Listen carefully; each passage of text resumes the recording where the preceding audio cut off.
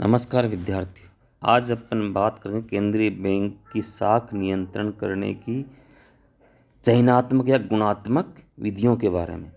गुणात्मक साख नियंत्रण वह साख नियंत्रण है जो कुछ विशेष उद्देश्यों के लिए दी जाने वाली तब विशेष बैंकों द्वारा दी गई साख को नियमित करता है। इसे चयनात्मक साख नियंत्रण भी कहा जाता है। इसका प्रभाव जो साख की कुल मात्रा पे नहीं पड़ता। इसका उद्देश्य साख के विभिन्न उद्देश्यों को नियंत्रित करना है और इसके जो मुख्य उपाय वो निम्नलिखित है। देखिए, गुणात्मक साख नियंत्रण का जो मुख्य उपाय है ऋणों की सीमांत आवश्यकताओं में परिवर्तन। पहला यानी यह साख के नियंत्रण का एक महत्वपूर्ण उपाय है। इसका प्रयोग भी सबसे पहले अमेरिका ने ही किया था। इस उपाय के द्वारा कुछ विशेष उद्देश्यों के लिए दी जाने वाली साख का नियंत्रण किया जाता है। प्रत्येक बैंक अपने ग्राहकों को उपयुक्त जमानत के आधार पर ऋण प्रदान करता है। सामान्यतः जमानत के रूप में रखे गए माल की जो वर्तमान कीमत होती है उससे कम राशि ऋण के रूप में देते हैं और जितनी कम राशि ऋण के रूप में देते हैं उसे ही सीमांत आवश्यकता मार्जिनल रिक्वायरमेंट कहते हैं। तो मान लीजिए कोई ग्राहक बैंक से जिन वस्तुओं की जमानत पर ऋण लेना चाहता है और उसका वर्तमान मूल्य है 1,000 रुपये और बैंक है जो ग्राहक को 800 रुपये का ऋण देता है, तो जमानत के मूल्य में तथा ऋण के अंतर क्या होगा 200 रुपये। तो इसे ही 200 रुपये को सीमांत आवश्यकता मार्जिनल रिक्वायरमेंट कहा जाएगा। तो केंद्रीय बैंक सीमांत आवश्यकताओं में परिवर्तन करने का आदेश देकर के साख नियंत्रण करता है ना। तो जब साख का संकुचन करना होगा, तो जब किसी विशेष वस्तु के लिए साख का संकुचन करना होता है तो केंद्रीय बैंक उसकी सीमांत आवश्यकता को बढ़ा देता है। तो इसके फलस्वरूप क्या होगा, बैंक उस वस्तु की जमानत पर पहले की तुलना में कम मात्रा में ऋण देता है। मान लीजिए गेहूं के लिए दी जाने वाली साख की सीमांत आवश्यकता है 10% और व्यापारी वर्ग गेहूं के अधिक भंडार रख रहे हैं। इस कारण गेहूं की कीमतें बढ़ रही हैं। तो केंद्रीय बैंक है जो गेहूं के लिए दी जाने वाली जो साख का संकुचन करना चाहेगा तो क्या करेगा, गेहूं के लिए दिए जाने वाली साख की सीमांत आवश्यकता को बढ़ा देगा है ना, और 10% से बढ़ा करके 30% कर देता है। तो अब व्यापारी को 100 रुपये के मूल्य की गेहूं की जमानत पर जहाँ पहले 90 रुपये उधार मिलते थे अब 70 रुपये की ही साख मिलेगी। तो इस प्रकार साख का संकुचन होगा। और साख का विस्तार करना हो तब क्या होगा, जब किसी विशेष वस्तु के लिए साख का विस्तार करना चाहता है तो केंद्रीय बैंक उस वस्तु की सीमांत आवश्यकता को कम कर देता है और सीमांत आवश्यकता में कमी होने के कारण क्या है, उस वस्तु के लिए तो पहले से अधिक साख दी जाने लगती है। तो इस प्रकार सीमांत आवश्यकता में वृद्धि होने से साख का संकुचन और कमी होने से साख का विस्तार होता है। दूसरा गुणात्मक उपाय है उपभोक्ता साख पर नियंत्रण। इस उपाय का प्रयोग सबसे पहले अमेरिका में किया गया था। इसके अंतर्गत टिकाऊ उपभोक्ता वस्तुओं को दी जाने वाले साख का नियंत्रित किया जाता है। कई देशों में टिकाऊ वस्तुएं उपभोग को उधार या किराया खरीद प्रणाली के आधार पर बेची जाती है और इनका भुगतान किस्तों में किया जाता है। तेजी के दिनों में उपभोक्ता साख का संकुचन किया जाता है तथा मंदी के दिनों में इसका विस्तार किया जाता है। तो उपभोक्ता साख नियंत्रण के दो रूप होते हैं, तो उपभोक्ता साख की कुल मात्रा का निर्धारण और किस्तों की संख्या का निर्धारण। तो साख का संकुचन करने के लिए किसी उपभोक्ता वस्तु के लिए दी जाने वाली कुल मात्रा को कम कर दिया जाता है तथा भुगतान की किस्तों की संख्या को भी कम कर दिया जाता है। और इसके विपरीत जब उपभोक्ता साख का विस्तार करने के लिए साख की कुल मात्रा तथा भुगतान की किस्तों को बढ़ा दिया जाता है।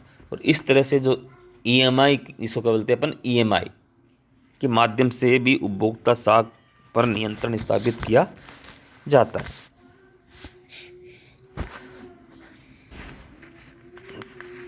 तीसरा जो उपाय है इसका गुणात्मक का, वो है साख की राशनिंग।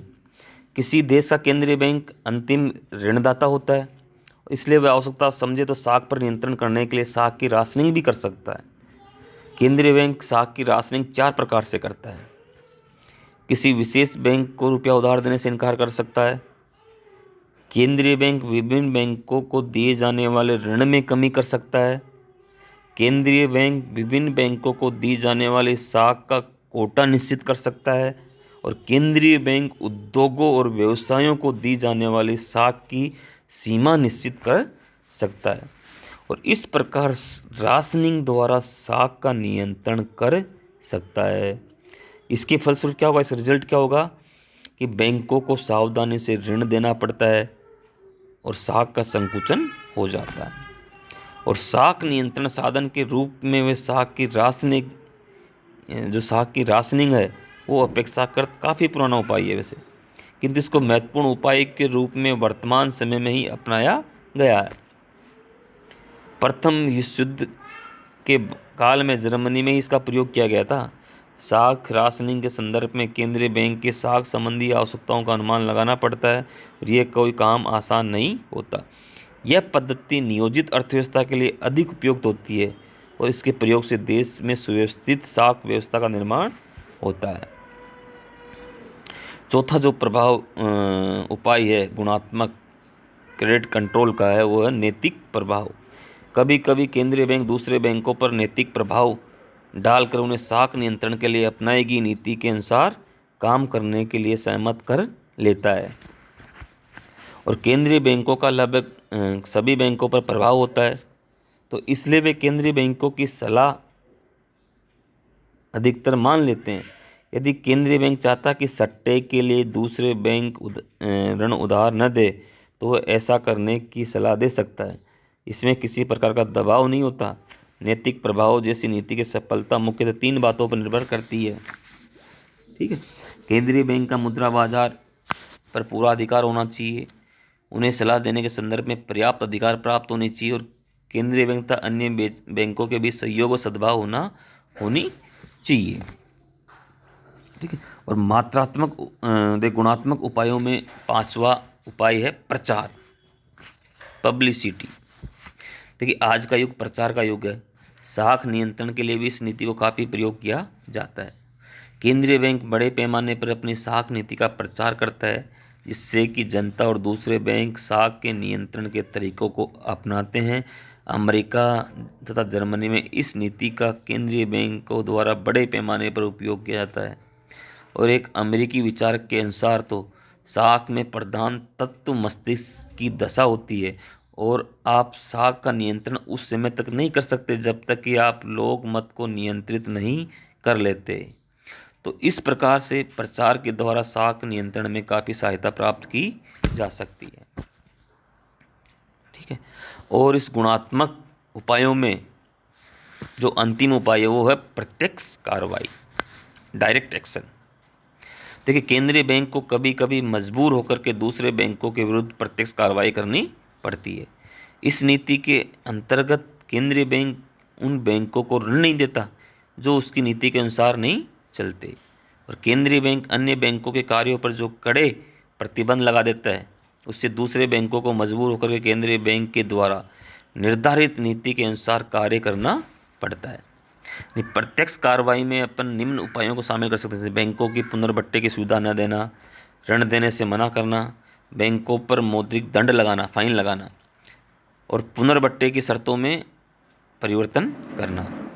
और प्रत्यक्ष कार्रवाई की सफलता इस बात पर निर्भर करती है कि केंद्रीय बैंक का व्यापारिक बैंकों पर कितना प्रभाव है। इस प्रकार से केंद्रीय बैंक गुणात्मक उपायों के द्वारा भी साख को नियंत्रित करता है।